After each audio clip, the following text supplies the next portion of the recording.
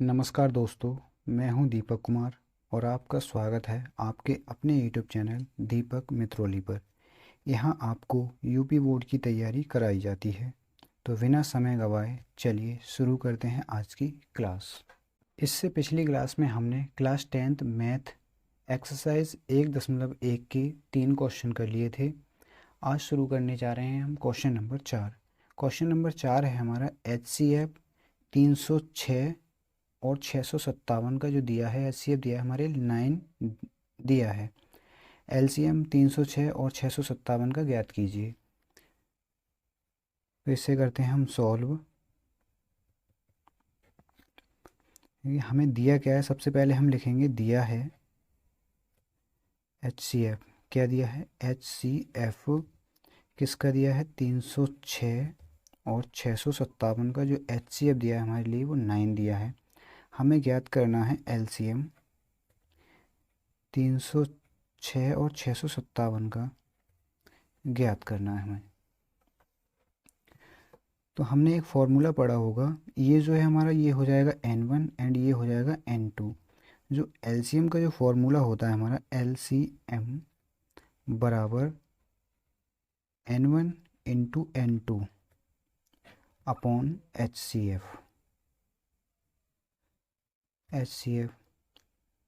तो यहाँ से N1 हो गया हमारा 306 गुणा एंड N2 हो गया 657 अपॉन HCF दिया है हमारे लिए 9। N1 306 एंड N2 657, HCF हो गया 9। इनकी करेंगे हम मल्टीप्लाई। तो 306 को हम तोड़ लेंगे 300 प्लस 6 में, 300 प्लस 6 में तोड़ लिया इंटू 657 अपॉन 9। हमने 306 के लिए तोड़ लिया 300 प्लस 6 में। इससे क्या होगा कि मल्टीप्लाई करने में हमें थोड़ी आसानी हो जाएगी। तो क्या करेंगे हम पहले 300 की मल्टीप्लाई करेंगे इसमें। जब 300 की मल्टीप्लाई यदि हम इसमें करेंगे तो डबल ज़ीरो पहले लिख लेते हैं। अब 3 की मल्टीप्लाई इसमें कर देंगे। 3 सत्ते 21 का 1 हासिल 2, 3 पंजे 15 और 2 17 का 1 हासिल 1, 3 छः 18 और 1 19 प्लस। अब 6 की मल्टीप्लाई कर देंगे हम इसमें। 6 सत्ते 42 के 2 हासिल 4, 6 पंजे 30 और 4 34 के 4 हासिल 3, 6 छंग 36 और 3 39 अपॉन में चल रहा है हमारा 9। तो यहाँ से जो बराबर आ जाएगा हमारा जोड़ के यहाँ पर 2 0 2 एंड 4 और 0 4, 9 और 1 10 का 0 हासिल 1, 1 और 3 4, 4 और 7 11 का 1 हासिल 1, 1 और 9 10 का 0 हासिल 1 और 1 और 1 2 बटे में 9। अब इसे हम 9 से भाग दे देंगे। 9 एकम 9, 9 दूनी 18, यहाँ से 2 बचेंगे, ये हो जाएंगे 21, 9 दूनी 18 पुनः 3 बच जाएंगे, यहाँ से ये हो गए 30, 9 तीस 27, यहाँ से फिर 30 बचेंगे, ये 34, पुनः 9 तीन 27, 3 और 4 7, यहाँ हो गए 72, 9 अट्ठे 72। तो इसका जो LCM जो आया हमारा वो आ गया 22,338 और यही इसका आंसर हो जाएगा। प्रश्न 5 है, जांच कीजिए कि क्या किसी प्राकृतिक संख्या n के लिए संख्या 6 की पावर n अंक 0 पर समाप्त हो सकता है। तो देखिए यदि कोई संख्या 0 पर समाप्त होगी तो उसका मल्टीप्लाई जो होगा 2 गुणा 5 होगा। सॉल्व है। तो हम इसके सबसे पहले अभाज्य गुणनखंड करेंगे। तो 6 की पावर n के अभाज्य गुणनखंड, अभाज्य गुणनखंड, इसके अभाज्य गुणनखंड क्या हो जाएंगे 2 गुणा 3, 2 गुणा 3 की पावर n। जबकि कोई संख्या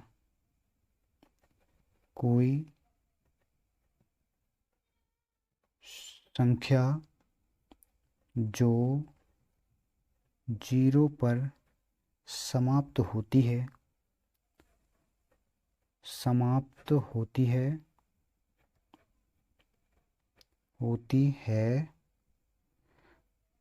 उसके अभाज्य गुणनखंड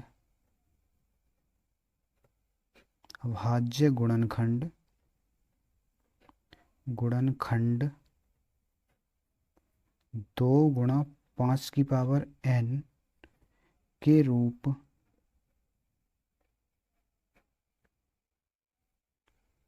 के होते हैं जबकि ये 2 गुणा 3 के रूप का है। तो इसे क्या लिखेंगे, अतः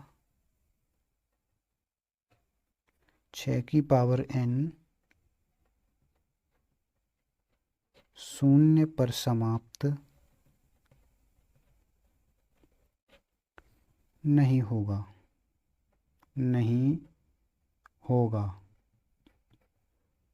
प्रश्न नंबर 6 है, व्याख्या कीजिए कि 7 गुणा 11 गुणा 13 प्लस 13 और 7 गुणा 6 गुणा 5 गुणा 4 गुणा 3 गुणा 2 गुणा 1 प्लस 5 भाज्य संख्याएं क्यों हैं। इसकी हमें व्याख्या देनी है कि ये भाज्य संख्याएं हैं लेकिन क्यों हैं। तो हम क्या करेंगे, सॉल्व। सबसे पहले इस पहली वाली संख्या के लिए उठाएंगे, माना a बराबर 7 गुणा 11 गुणा 13 प्लस 13। तो ये वाला पोर्शन अलग हो गया एंड ये अलग हो गया। यहाँ से 13 और यहाँ से 13 कॉमन आ जाएंगे। तो यहाँ से बचेगा 7 गुणा 11 एंड प्लस, और यहाँ से बचेगा 1। तो ये हो गया 13, ये मल्टीप्लाई में चल रहा है, 7 गुणा 77 प्लस 1, ये हो जाएगा 13 गुणा 78। हमें क्या इसकी व्याख्या क्या करनी है कि ये संख्याएं भाज्य हैं लेकिन क्यों हैं। देखिए, यदि कोई संख्या अभाज्य होती है तो उसमें केवल एक ही गुणनखंड होता है, एक के अलावा उसका कोई गुणनखंड नहीं होता है। लेकिन यहाँ पर एक के अलावा 2 गुणनखंड दिए हैं, 13 और 78। तो यहाँ पर हमें यही बात लिखनी है, अतः यह एक भाज्य संख्या है।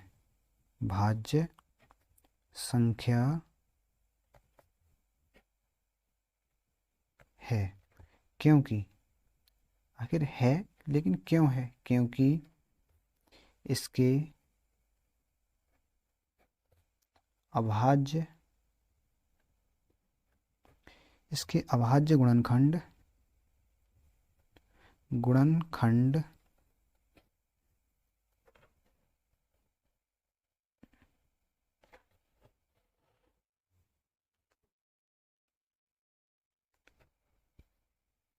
इसके अभाज्य गुणनखंड में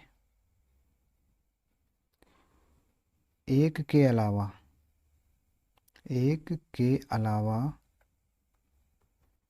दो अन्य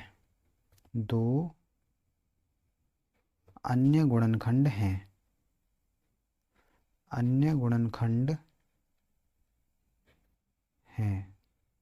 माना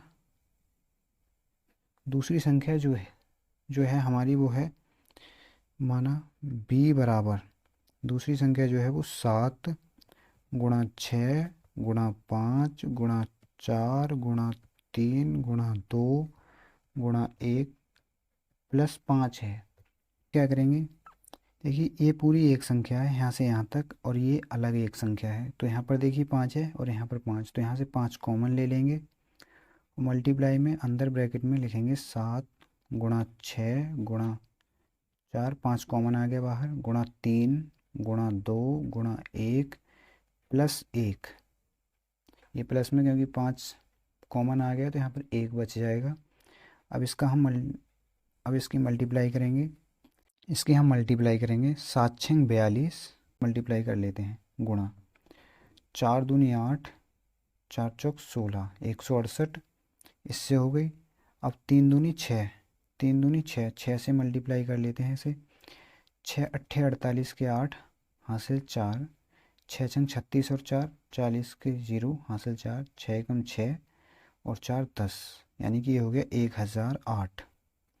इसकी जो मल्टीप्लाई आ गई वो 1008 प्लस 1, इसे हम लिख सकते हैं 5 × 1008, सॉरी यहाँ पर 1008 है ये, तो 1008 और 1009 हो जाएगा ये। इसमें एक के अलावा क्योंकि इसके दो गुणनखंड हैं तो ये भाज्य हो जाएगी, तो यहाँ पर भी वही बात लिखनी है हमारे लिए पुनः। अतः यह एक भाज्य संख्या है, भाज्य संख्या है, क्योंकि इसके अभाज्य गुणनखंड, अभाज्य गुणनखंड, अभाज्य गुणनखंड में एक के अलावा दो अन्य गुणनखंड हैं। अन्य गुणनखंड हैं। प्रश्न नंबर 7 है। प्रश्न नंबर 7 और एक्सरसाइज का सबसे आखिरी सवाल है। किसी खेल के मैदान के चारों ओर एक वृत्ताकार पथ है।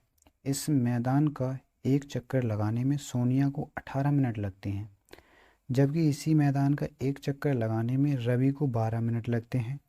मान लीजिए वे दोनों एक ही स्थान और एक ही समय पर चलना प्रारंभ करके एक ही दिशा में चलते हैं। कितने समय बाद वे पुनः प्रारंभिक स्थान पर मिलेंगे? तो इससे क्या होगा, जब मान लो ये कोई गोलाकार चक्कर है, ये गोलाकार मैदान है, ये सोनिया है एंड ये रवि है, ये दोनों एक ही स्थान से दौड़ना प्रारंभ करते हैं। मान लो सोनिया ने यहाँ से दौड़ना प्रारंभ किया और इसी स्थान पर आने में उसे लग रहे हैं 18 मिनट, यानी कि जो सोनिया है वो 18 मिनट लग रहे हैं। अब रवि को यही चक्कर लगाने में लग रहे हैं 12 मिनट। कितने मिनट? 12 मिनट। तो हमसे ये पूछा है कि ये जब ये यहाँ से चलना प्रारंभ कर देंगे तो ये दोनों बाद में एक बिंदु पर आकर कितने समय बाद मिलेंगे। तो कितने समय बाद मिलेंगे, इसके लिए हमें क्या करना होगा कि इस 18 का और 12 का एलसीएम निकालना होगा। सॉल्व यहाँ पर हम लिखेंगे सोनिया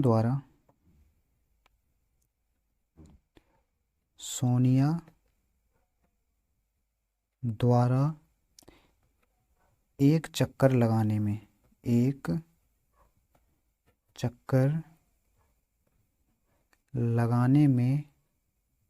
लगा समय क्या है?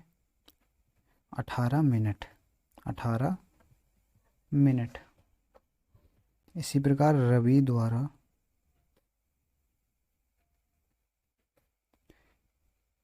एक चक्कर लगाने में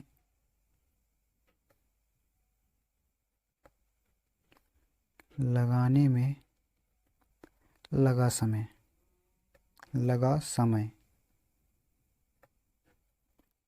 12 मिनट लगते हैं। सोनिया 18 मिनट में एक चक्कर पूरा कर लेती है और रवि 12 मिनट में एक चक्कर पूरा कर लेता है।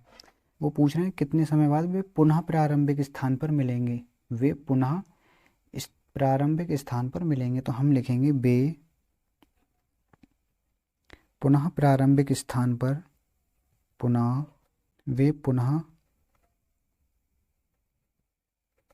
प्रारंभिक स्थान पर एलसीएम निकालना है ना हमारे लिए। एलसीएम 18 और 12 मिनट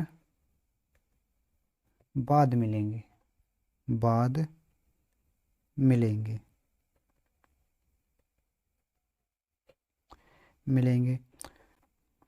18 के फैक्टर करो, 18 के गुणनखंड करेंगे तो 2 × 3 × 3। इसी प्रकार 12 के करेंगे 2 × 2 × 3। तो यहाँ से HCF जो आया हमारा, एच सी एफ हो गया हमारा, यहाँ से ये 2 कॉमन एंड ये 3 कॉमन, तो एच सी एफ हो गया 2 गुणा 3 बराबर 6। एलसीएम एलसीएम क्या होता है, N1 गुणा N2 बटे एच सी एफ बराबर N1 है हमारा 18 गुणा 12, N2 12 है एंड एच सी एफ आया 6, 6 एकम 6, 6 दूनी 12। तो आंसर जो आ गया वो 36 हो गया, यानी कि जो उसे लगेंगे वो 36 मिनट लगेंगे, 36 मिनट, यही आंसर है हमारा।